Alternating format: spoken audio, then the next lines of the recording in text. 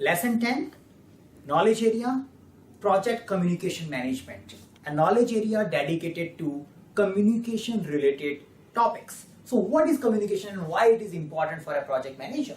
If you think that few of you are working in a room and you keep communicating with each other throughout the day, then do you need a separate communication management knowledge area or a process or a plan to manage a communication between all of you? You may not. But when you are dealing with PMP examination, you don't have to assume a situation like this. You need to think there are many hundreds of people sitting in maybe a one area. Some of them may be distributed via geography, via time zone. Few may be working from home. You may also need to interact with government agencies because they are interested in knowing what you are doing. So this all you need to manage. The communication between all these entities you need to manage. So you need to think big. Now, as a project manager, when you think about a communication, you first need to think what you need to communicate. And this all is coming via way of planning, execution assistance or direction and monitoring related activity you do. And you do it via using your other knowledge areas like time, cost, quality, human resource, risk, etc. etc. So before you communicate, you need to know what you want to communicate. You need to plan few things. You need to think about the status. You need to know how things are moving on. And your remaining knowledge area, which are described in PMBOK, helps in doing that.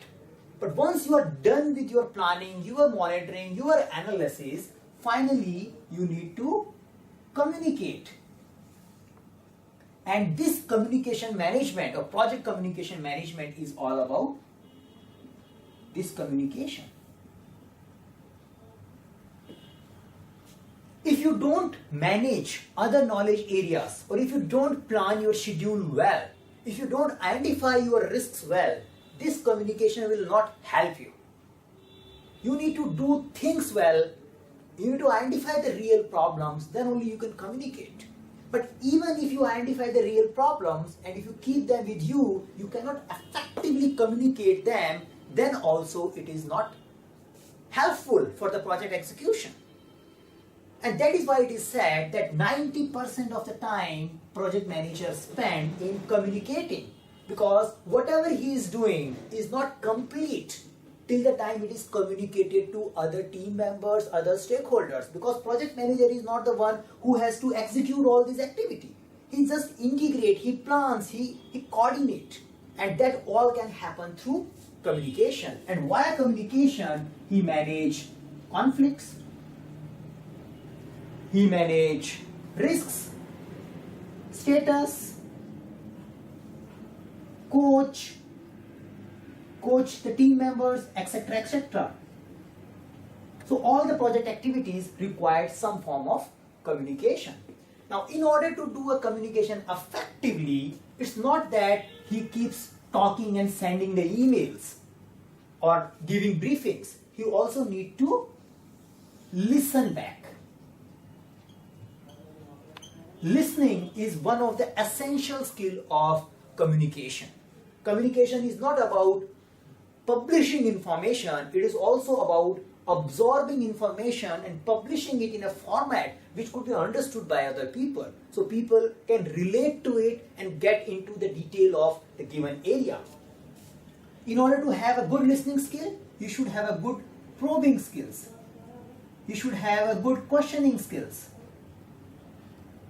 You should be able to build trust in people, so a fair and open communication can happen. And this all is required in order to manage project. These are essential elements. You cannot just do a time management well and get project executed, because this is still in your mind. With you need to effectively communicate to the people, then only this can happen. Now, how to do that effective communication? Various studies has demonstrated that in communication, nearby 50% of the communication happens via non-verbal cues. So non-verbal communication constitutes 50% of the information we absorb. A body language, the way person is looking at you makes a big difference. The remaining 38% happens through paralingual. Paralingual is the way, the pitch, the tone, the stress the person uses in his voice or her voice. And the only 7% of communication happens through the words. Words person speak or type. So as a project manager, why this thing is important for you? Because the richness of communication channel is determined by these elements. If you are having a face-to-face communication, you get all these three elements. Means that's the best way of communicating information if it is possible. If you are doing a video conference, it is better than writing an email or doing a phone conversation because it gives you a non-verbal communication opportunity. You can see the person, you can see the reaction rather than only relying on voice or a reply he writes over the email. There is another dimension which can also be looked into while identifying the richness of communication channel is the communication is async or it is sync. Synchronous communication or asynchronous communication. The synchronous communication is interactive. You are asking the question and you are getting the reply at that particular moment only. If you are having a face-to-face communication, it is synchronous communication. Async, you are sending the request, person will take some time and after that he will respond. So there is a time delay between the communication which you send and the receiver. He may give you an acknowledgement or ask the question related to detail of it. An email communication or a paper communication is usually an async communication. Phone conversation, face-to-face conversation is synchronous communication. So as a project manager, when you are managing project and handling these knowledge area related instructions or status to the stakeholders and your team members which might be distributing, you should select the right communication channel or the most effective available communication channel. In some cases, you cannot have a face-to-face conversation because the person is not available, he is sitting at a different continent. In that case, you need to identify what best you can do.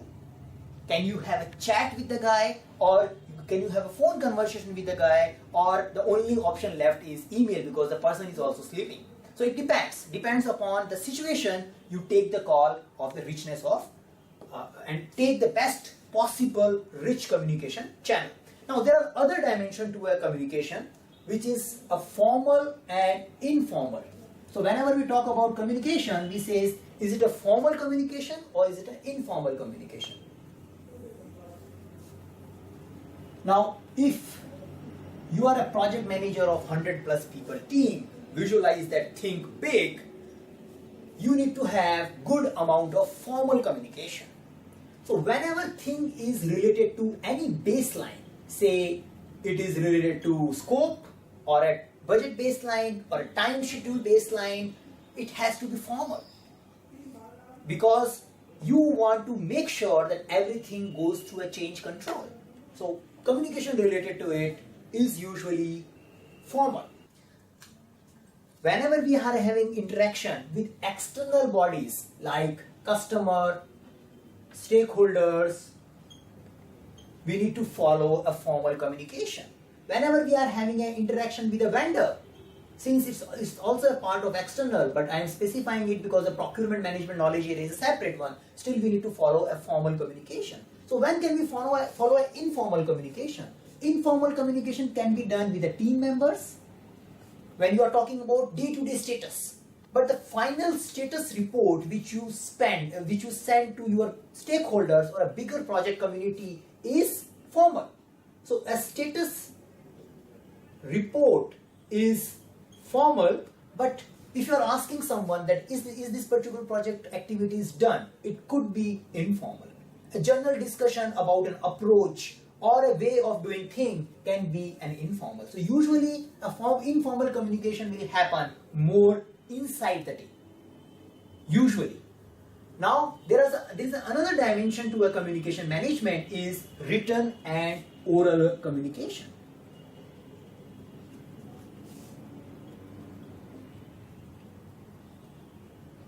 Now, even though we were talking about richness of communication channel, but when the things are formal, you need to follow or substantiate your communication with a written communication. So for example, if the customer has raised a change request in a given scope, you can use a face-to-face conversation, you can get a solution, but finally you should draft a written change request which makes that discussion formal, or you issue a written minutes of the meeting which makes the things in record. So whenever the stakes are high, follow a written communication after having maybe an informal or a face-to-face discussion, but finally you need to document it. The oral communication is usually an informal communication, but in some cases you may have a formal oral communication also, like when you are presenting your demo of your product to your customer or your prospective customers, that would be a formal oral communication. If you are providing a press conference, so if as a project manager, if you are addressing a press conference related to your project issue, it has to be a formal communication, maybe happening through oral. You are replying the answers, but they are taken as a formal communication from your project team. In our project communication management knowledge area, let's get back to the processes now. We have 3 processes, and these 3 processes are dealing with plan, execute, and control communication. So the first process is plan communication management. So we talk about a planning of how are we going to do a communication management in our project. Execution, manage communication. So there is a process called manage communication, and this process is responsible for creating, retrieving, compiling, and distributing information. So whatever you have to do with the communication is happening here. This communication is happening via manage. How are you going to do this is done in plan communication. And control will say the final process, control communication is, are you doing it right? Are you sending the reports at a given frequency? Because you have agreed that every Monday you would be sending this status report. Is there any variance? Is there any variance from a planned recipients and the actual recipients? So that is the work of control process, where we check the variances related to communication management.